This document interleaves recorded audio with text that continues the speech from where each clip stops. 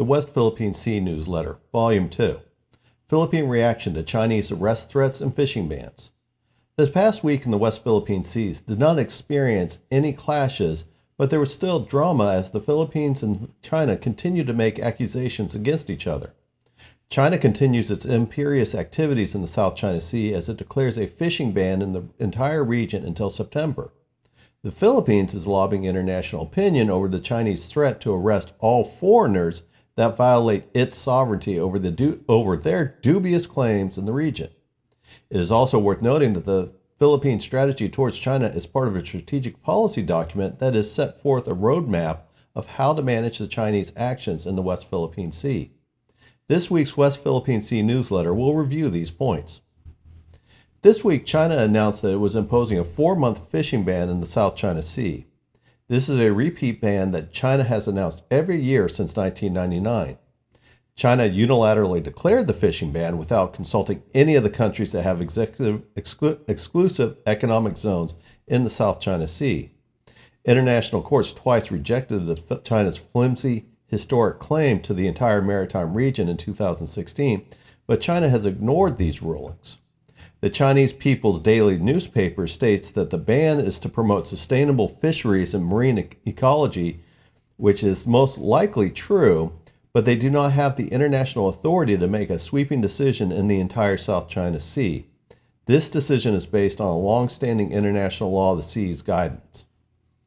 The Chinese ban has occurred every year since 1999 and is a typical point of contention between the Philippines and Vietnam, both of whom typically ignore the Chinese claim, but face increased harassment from the Chinese Coast Guard and the maritime militia in return.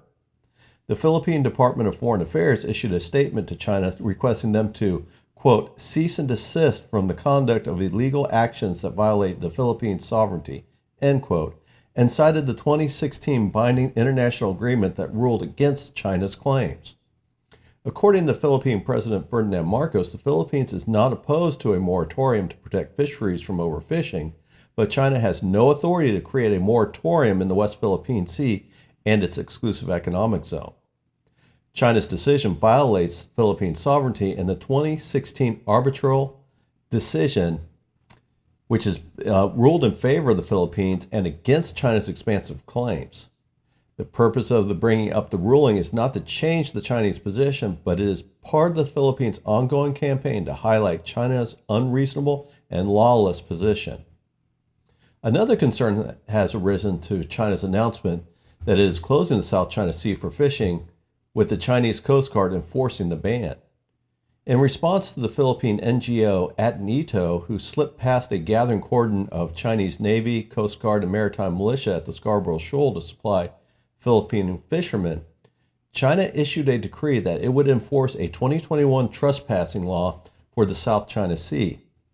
This law empowers the Chinese Coast Guard to apprehend any foreigner who is trespassing in the South China Sea, subjecting them to a 60-day jail sentence in China without a trial.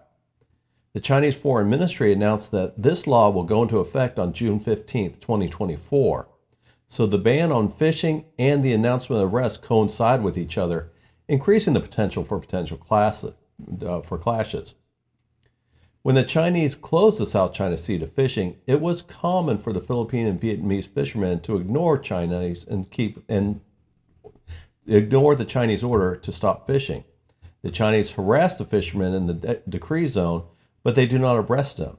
This year could be different, as the Chinese now need to make arrests or risk losing face, and Vietnam and the Philippines may need to withdraw their fishing boats to avoid a confrontation with China. The problem with this policy is that it would be viewed as an admission that China has the authority to set the policy in the West Philippine Sea. Both sides appear to have more to lose by backing down from a confrontation. President Marcos stated the Philippines would not abandon a square inch of Philippine territory in the West Philippine Sea. The Philippine Navy stated that it would extend protection of Philippine fishermen over the ban. Commodore Ray Trinidad of the Philippine Navy and a spokesman said that the Navy would deploy additional vessels in the area to discourage the Chinese Coast Guard in the West Philippine Sea. Given that both sides have publicly stated their intent to enforce their position, there is likely to be a push for an agreement or an understanding. Alternatively, both sides may choose to enforce their decree while purposely avoiding contact. It is also likely that the Philippines will ensure that they have international and national press members in the West Philippine Sea to catalog any action by the Chinese. The government of President Marcos has adopted a comprehensive approach that includes the use of national and international media. The president aims to enable the Philippines to assert its sovereignty in the West Philippine Sea and to establish it as a long-lasting national policy that will garner popular support beyond his term in office.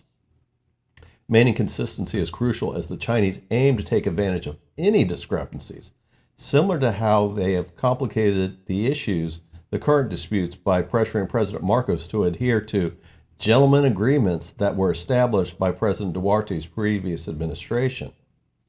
President Marcos has two basic approaches to the issue to ensure that there will be a continuity between the past, present, and future administrations. The first approach is to shift the focus from policy or economic arguments to people. The Philippines must maintain transparency to expose the actions of a hostile and expansionist China, which is attempting to deprive people of their traditional livelihoods and deny the Philippines its sovereignty.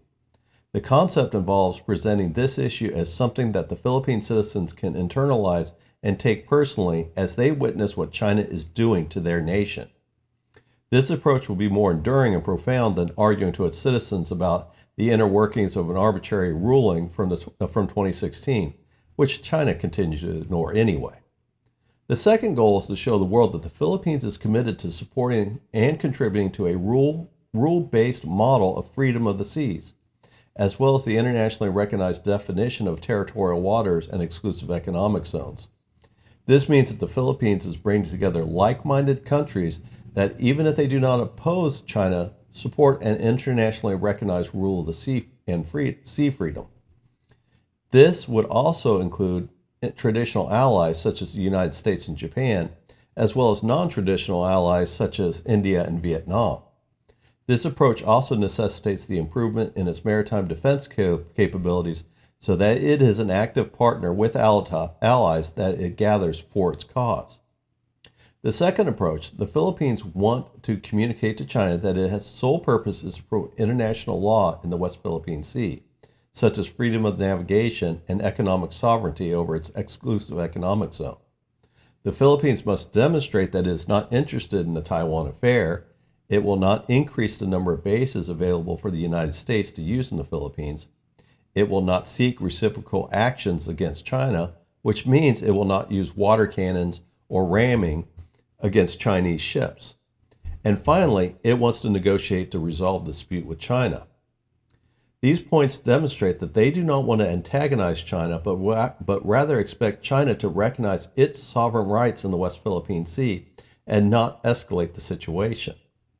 China is likely to reject these as it asserts that its sovereign rights over the South China Sea are non-negotiable. The only aspect subject to negotiation is what it permits a country to do within its maritime waters.